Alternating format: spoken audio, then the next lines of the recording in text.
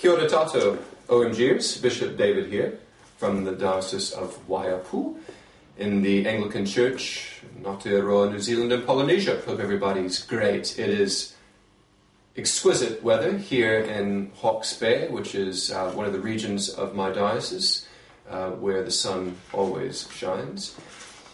Last weekend in the Diocese of Waiapu we had our annual Diocesan Synod. It was the second session of the 59th Synod, where Synod members, around 120 throughout the Diocese of Waiapu, gathered in Taupo, which is the southern part of the Bay of Plenty.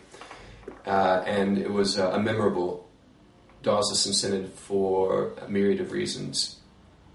There were a number of motions, as is often the case at a Diocesan Synod, and some of those motions involved what I would call social conscience, social justice issues.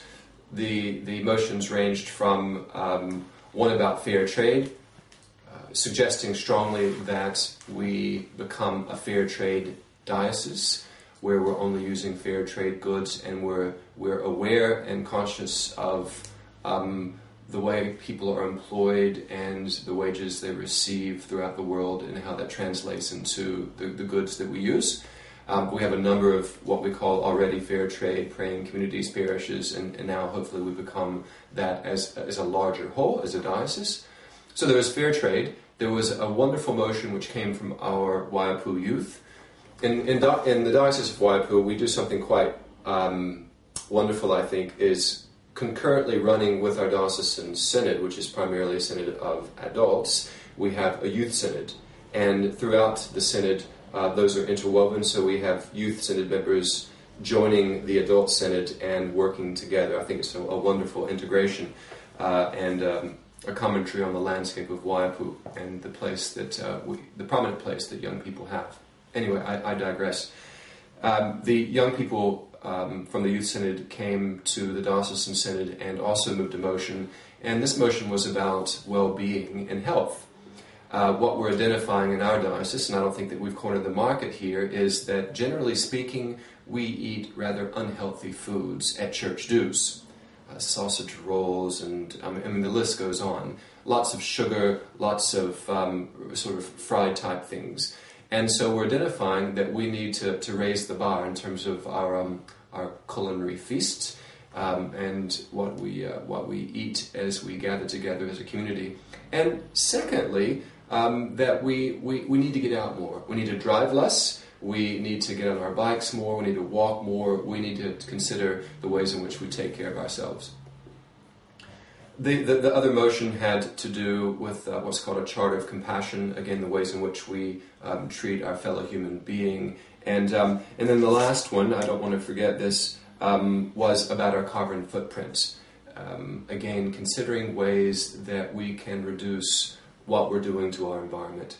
4 laudable, legitimate motions, important that we as a larger community consider. Some of those will involve engaging with government, both local and national government, making a bit of lobbying with MPs, and there may be some legislation connected to some of these motions, and that's important too. What I want to say, though, about this is, in reality, everyone, and this is what I said at our Hinota, at our Synod, from the President's chair, that all those motions depend greatly upon the seriousness with which we engage and take them ourselves as individuals and as smaller communities.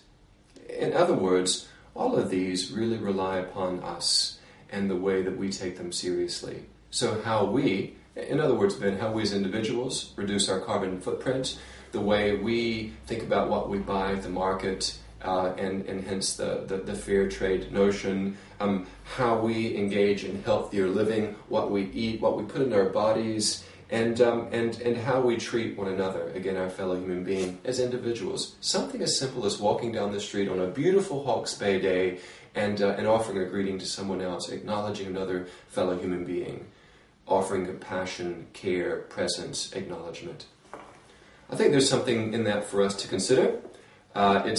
Look, this is not necessarily I was going to say, the core business of the church, and that might be a traditional view. It's not my view. I actually believe it is the core business of the church, and that is the ways in which we engage with our world, the way we act out our faith, and the difference that we bring through our actions.